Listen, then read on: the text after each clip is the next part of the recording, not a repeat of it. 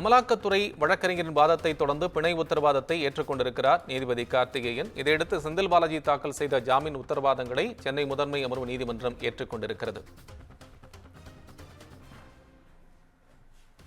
தற்போது நம்மிடையே கூடுதல் விவரங்களை தருவதற்காக இணைகிறார் தலைமை செய்தியாளர் சிவா. சிவா, இப்ப இந்த பிணை உத்தரவாதத்தை நீதிபதி ஏற்றுக்கொண்டிருக்க ஒரு தகவல் நமக்கு கிடைச்சிருக்கு, அதனுடைய விவரம் சொல்லுங்க.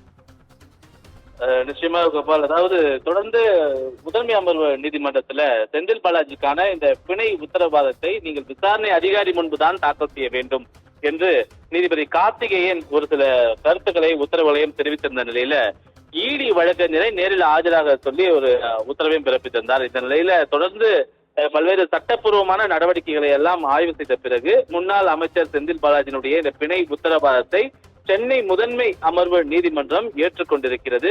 செந்தில் பாலாஜி ஜாமீனில் வெளியே வருவதற்கான சிக்கல் இதன் மூலமாக நீங்கி இருக்கிறது என்று சிலர் சொல்லியிருந்தாலும் கூட செந்தில் பாலாஜி இன்று வெளியே வருவதில் சிக்கல் என்பது தொடர்ந்து நீடித்துதான் இருக்கிறது. ஏனென்றால் சிறைத்துறையினுடைய விதிகளின்படி சிறையில் இருந்து 6 மணிக்கு மேலாக எந்த கைதியையும் அவர்கள் ஜாமீனிலோ அல்லது விடுதலை செய்யக்கூடிய பட்சத்திலோ அவர்கள் வெளியே அனுப்ப மாட்டார்கள். அந்த அடிப்படையிலேயே தற்போது மாலை 6 மணி நெருங்கி இருக்கக்கூடிய ஒரு நிலையில இந்த நிமிடத்தில் கூட செந்தில் பாலாஜி இன்று சிறையில் இருந்து வெளியே வருவதற்கான வாய்ப்புகள் குறைவாகவே பார்க்கப்படுகின்றது.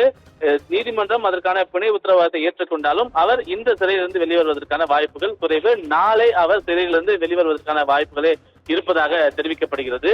குறிப்பாக உச்சநீதிமன்றம் முன்னாள் அமைச்சர் செந்தில் பாலாஜிக்கு ஜாமீன் வழங்கி அது தொடர்பான உத்தரவு நகலை எல்லாம் அனுப்பியிருந்தாலும் கூட உத்தரவு தொடர்பான நகல் தற்போது வரை நீதிமன்றத்தை சேரவில்லை என்பது தொடர்பான கருத்துக்கள் எல்லாம் தொடர்ந்து நீதிமன்றத்தில் முன்வைக்கப்பட்டது. ஆனால் இமெயில் மூலமாக அந்த நகல்கள் எல்லாம் அனுப்பப்பட்டிருக்கின்றன என்பதனையும் செந்தில் பாலாஜி தரப்பு வழக்கறிஞர்கள் நேரடியாக தெரிவித்திருந்தனர். அதன் அடிப்படையிலேயே உத்தரவாதத்திற்கு 25 லட்சம் ரூபாய் மதிப்பிலான உத்தரவாதத்திற்கான ஆவணங்களை நேரில் ஆஜர் செய்வதற்காக செந்தில் பாலாஜி தரப்பு நீதிமன்றத்தை நாடி இருக்கக்கூடிய நிலையில்தான் விசாரணை அதிகாரி முன்புதான் நீங்கள் தாக்கல் செய்ய வேண்டும், நீதிமன்றத்தில் தாக்கல் செய்ய வேண்டும் என்று உச்சநீதிமன்றத்தினுடைய தீர்ப்பில் தெரிவிக்கவில்லை என்று நீதிபதி கார்த்திகேயன் தெரிவித்திருந்தார். ஆனால் உச்சநீதிமன்றத்தில் அது போன்ற கருத்துக்கள் எதுவும் தெரிவிக்காமல் இது போன்ற உத்தரவாதத்தை தாக்கல் செய்ய வேண்டும், பிணைக்கான உத்தரவாதத்தை தாக்கல் செய்ய வேண்டும் என்றாலே அது தொடர்பான விவரங்கள் என்பது சட்டப்பூர்வமாக நீதிமன்றத்தில் தாக்கல் செய்யப்பட வேண்டும் என்பதுதான் நடைமுறை விதிகளாக இருக்கிறது என்று சட்ட வல்லுநர்கள் தங்களுடைய கருத்துக்களை பதிவு செய்து வருகிறார்கள். அதன் அடிப்படையிலேயே ஒரு நீண்ட ஒரு வாதத்திற்கும் நீண்ட ஒரு விசாரணைக்கு பிறகு தற்போது இந்த பிணை உத்தரவாதத்தை முதன்மை அமர்வு நீதிமன்றம் ஏற்றுக்கொண்டு செந்தில் பாலாஜி சிறையில் இருந்து வெளிவருவதற்கான சிக்கலை நீக்கியிருக்கிறது. எனவே அவர் இன்று மாலை வெளியே வருவதற்கான வாய்ப்புகள் குறைவாக இருந்தாலும் நாளை நிச்சயமாக அவர் சிறையிலிருந்து வெளியே வருவதற்கான வாய்ப்புகள் இருக்கிறது. ஆனால் இன்றைய தினம் தொடர்ந்து அவரை வெளியே வர வேண்டும், அவரை வரவேற்க வேண்டும், வாழ்த்த வேண்டும் என்பதற்காக சிறை வாசலில் இருக்கக்கூடிய திமுக நிர்வாகிகளுக்கும் தொண்டர்களுக்கும் இது ஒரு ஏமாற்றமான ஒரு நாளாகவே பார்க்கப்படுகின்றது. கோபால், அண்மை விவரங்களுக்கு நன்றி சிவா.